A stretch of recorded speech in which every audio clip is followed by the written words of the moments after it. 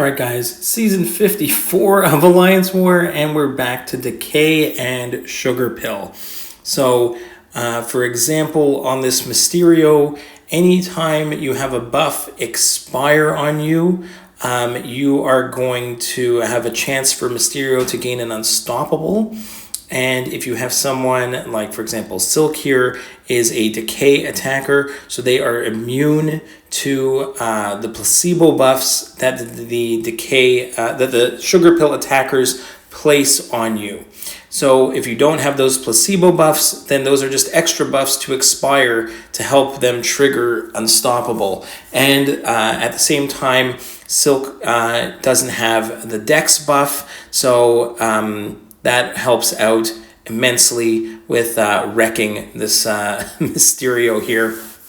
Next up is the long shot, and we're going to do Silk here. This is Masochism and Vigorous Assault, so it is a little bit trickier, but Silk is still going to get it done here for me. The issue is that when he gets any debuffs on him, he's going to trigger that regen. The regen is going to trigger the Unstoppable from Vigorous Assault. The other thing that the Decay attackers do is they put Withers on the opponent when hitting into them, and when you knock down the opponent, when you have 5 debuffs on the opponent, then you're going to trigger a slow, so it'll help you if you're using a Decay attacker that still can access buffs. Then there is a chance there. Unfortunately, there I forgot that just by getting taking that blocked hit was going to trigger the Vigorous Assault. Luckily, I had the Invul boost on. Now I'm just going to go ahead and bait the special one here, or I counter nicely with a Striker, then use my special 3. So it was a little dicey on this one, but it's the first war of the season, so have that invulnerability boost on just in case here. I did not want to push him to a special 2, so just kept him at special 1s. Now I'm going to try and go for some intercepts here if I can. Unfortunately, go right into a parry, and that doesn't work out great, but luckily Silk gets through this one here. We get the heavy counter into a special 2, and it takes him out. So, and I think that was the only fight I needed to use Silk on. In path 3, we are going to go ahead and use a Deathless King Groot for this Venom just because he's immune to the power burn. Unfortunately, I make a mistake and almost get wrecked, but we recover. The other thing I was going to say quickly about the Decay and Sugar Pill is that if you have a champion that can still get buffs, but they are a Decay attacker, you put on those Withers, you do a heavy attack, you knock them down, it puts on a slow, so if they do trigger a Unstoppable, you are immune to the Unstoppable. So you can see there, I made a mistake and almost got wrecked by Venom here, but that's fine. We're going to come back with Deathless King Groot, get that massive special 2. I was lucky, actually, there were no armor ups. Venom didn't proc any armor ups, so that's just some luck there.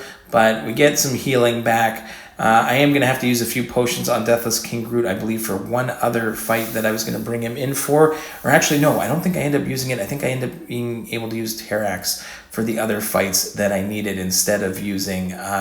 Yes, and so this ended up being the only fight again. So the 2 fights here that I make the most mistakes on are only one-time uses, so I don't end up wasting too many potions on it. The next fight is a future Ant-Man. If you've watched any of my content in War before, you know I'm bringing in Magneto for future Ant-Man, so I can basically ignore everything. I'm just going to back off at the beginning of the fight. I'm speeding this one up a little bit more than the other ones because it is a pretty boring fight. It is just parry heavy and drop a special 3. Now, if you're new to the channel, because it's a brand new season, I do 2 accounts in the same battle group, path 1 and path 3 still for this season, plus a little bit of mini action. This one we actually have 1 mini and the boss, but a couple, the mini was a pretty tricky one, and the boss fight is always fun. So this is good, and we start off the season really well. So a couple mistakes early, but again, bend but don't break, and solo is all that we want. So now we're going into path 1, section 2. We've got Cassie who has no buffs. So she is a Decay attacker, but also has no buffs. So it's super easy to use Cassie here. Also poison immune, so excellent counter for this Man-Thing. It is the Never Back Down regen node, but we've got so many debuffs on that we're able to help keep Man-Thing heal blocked the majority of the time. And here you can see I try not to dash back twice in a row on those special ones if I don't have to. Try and get as many, get a bunch of power stings on if I can shrink down. Just clean evades or even some blocks on those special ones, that's fine. Use a nice little striker into a special one. Get the striker one puts on, the special one puts on a taunt, which increases his use of specials. The more specials the opponent use, the more power stings they refresh, and every time they use a special, obviously, the power sting damage just adds up. So that is always fun with Cassie here. So again, special one, put on the taunt. You can also do a light ending combo to apply a poison, which also pauses the power sting. So then we evade one more special too, and we're able to finish this one off. Not too bad at all. Cassie is an excellent Decay attacker. Next, we have a Photon, and we are going to use Void for this one. Buffet and Arc Overload. I do have an invulnerability boost on, which is going to be useful here. I have done Photon a bunch of times with Void here, because if you get up enough intimidating debuffs, then you don't have to worry about the regen. Here, unfortunately, I push her to her light form. I'm just holding block, praying that she doesn't throw a special there, and I'm going to intentionally push her to a special 3. This is why I use the invulnerability boost. We get some intimidating debuffs on, and now we're just going to intentionally tank a special 3. Not my best start. I've been getting better at just playing Photon normally, where you can keep her to knock her down when she has a little over 10 charges, but she's not at a bar of power, and then dance around until her light form ends. So here we are going to go ahead, start baiting special ones, so that's fine. She's at 8 charges, so we can go ahead and get a few more hits in there if we need to. Bait another special one. Here I'm going to try and knock her down perfectly, get her to below a bar of power but above 10 charges, so it triggers the light form. So now I can just dance around, wait for the light form to end, and then I'm going to go ahead, bait a heavy even in the corner here, and then attack afterwards. I do get clipped. There's the last 2 of my invulnerability boost charges gone, but we are able to take her out because the intimidating debuffs did their thing. So a little dicey, but we got through it, so it's great. Next up is Silver Surfer on the Thorns node. So I'm going in with Terrax. He's recently brought him up to rank 2 as a 7-star awakened, and we are going to go ahead and here I'm just going to, you can see there a heavy attack gave a nice slow on him, but again, nothing really too crazy to worry about the Silver Surfer here, but he does get those armor ups, but we can get rid of, I believe, the armor ups if I can go ahead and I'm going to throw my special 2 here. Again, take that special 1, get some regen from like the willpower healing here, and now my rock shield is going to remove removed one of the armor ups, but then I throw a heavy so that I can go right back to another special 2. And here we're going to go again, heavy again, big heavy damage there. When you have the rock field active, you can stop the power drain and then keep the power locked to like keep spamming special 2s over and over again. And I do have a power back boost on, so this worked extremely well. My only issue is going to be here, the Silver Surfer only has 2 armor ups. If you have someone with way too many armor ups, it's going to be a little difficult to bypass the glancing here. So I think it is going to be limited on Terrax of where he's going to be able to do this, but when he can be used, he was really, really nice. And then we finish off with that special 2, and it worked out really well. We're going to use him again for Red Skull here. And this Red Skull has the increased shock. But again, Red Skull, I can get rid of some of his armor ups, and the main thing here is doesn't put the placebos on me, so I'm gonna throw my specials. But I do get into a bit of a pickle here because again, I can't remove so many armor ups against him, and the more armor ups he has, the higher chance he has to glance. And if there's glancing and I can't parry, I can't get my heavies in order to knock him down and apply the slow. Here I go ahead. He also has the auto block after a special 1. So I did go ahead and throw the special 2 here. Again, put the slow on, and he parries my heavy, which really sucked. So I guess I was a little bit slow on that.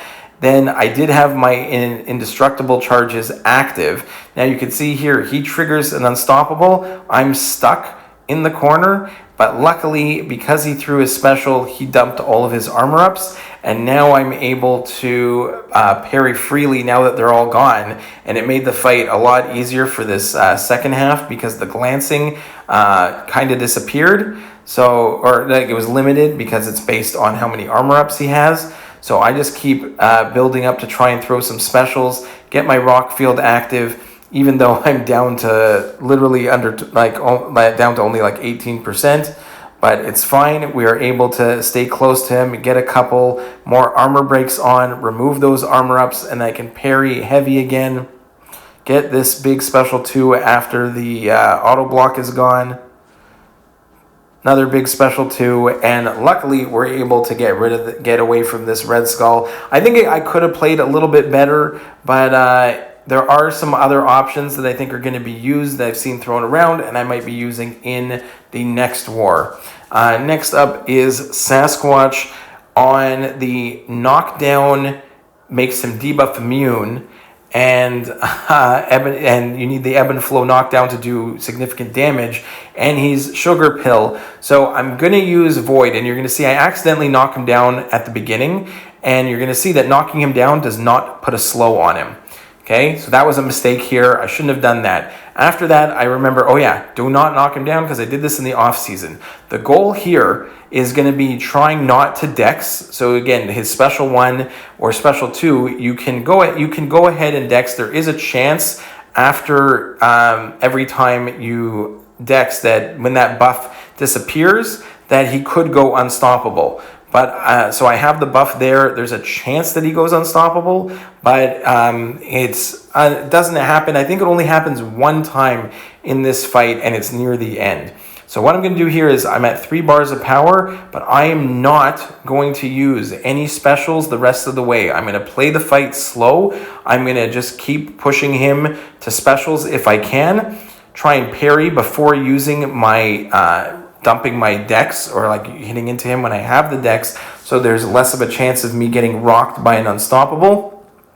And then I'm just going to let my intimidating debuffs melt him down. Even though there's the protection up for the entire fight, the goal here is to not have to deal with Sasquatch's regen at the end. I looked back at season like 44 and 45, the last time we had this meta with Decay and Sugar Pill, and I did do it with Cassie and a power back boost and using special 3s to get my big damage in. But here we are just going to go ahead and not knock him down at all. Now again, if Void I feel like is going to be someone that is banned a lot, but if he's not banned and you get the Sasquatch fight here, it works really well.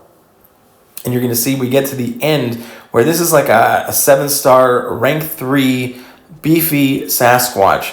And there's a high chance that he's going to get his regen, and we can just melt him with the intimidating debuffs and the fear of the void. All that fun stuff is just going to work out great. And it still doesn't, I don't even think it gets to the final minute of the fight. It is a long fight, but we played it smart. Didn't trigger too many dexes if I didn't have to. And again, you have to be careful when he gets his Wrath of Terrax. That is really annoying. But again, near the end of the fight, I think is the only time he is going to trigger. Right there, he triggers an unstoppable. I had an invul boost on just in case, and we were fine. Last is Ebony Maw as the boss. And again, with Cassie, other than the fact that I got clapped right at the beginning of the fight, we play this one really, really well. And keep up our power stings, I think, pretty much the entire fight. I'm going to take advantage of definitely using the striker to get some knockdowns. But here, if I'm close to 20 charges, then I'm going to just back away and make sure I don't hit into him while the falter is on. That's the only real mistake that I can make, is hitting into him when the falter is active.